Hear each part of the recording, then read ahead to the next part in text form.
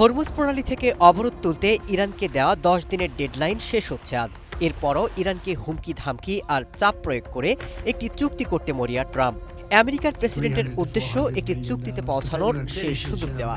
এরই মধ্যে ইরান এবং আমেরিকা সংঘাত অবসানের একটি পরিকল্পনা হাতে পেয়েছে, যা সোমবার থেকে কার্যকর হতে পারে।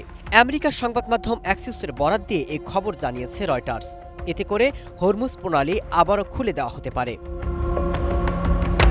অ্যাক্সিস দাবি করেছে, প্রস্তাবগুলো সম্পর্কে অবগত একটি সূত্র জানিয়েছে, সংঘাত অবসানের একটি রূপরেখা তৈরি করেছে পাকিস্তান, যেখানে প্রথমে অবিলম্বে যুদ্ধবিরতি এবং পরে একটি চুক্তির কথা বলা হয়েছে।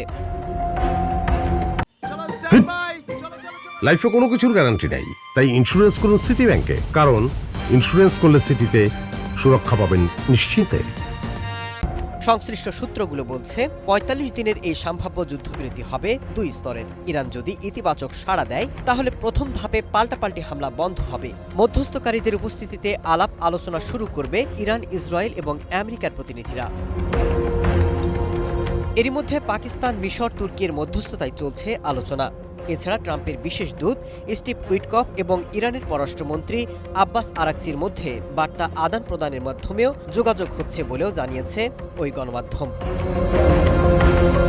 এদিকে ইরানের একজন ঊর্ধ্বতন কর্মকর্তা রয়টার্সকে জানিয়েছেন, শুধুমাত্র অস্থায়ী যুদ্ধবিরতির বিনিময়ে তারা হরমুজ প্রণালী খুলবে না।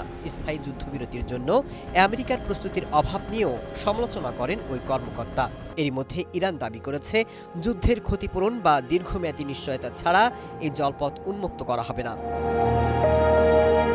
Masud Rana, one international desk.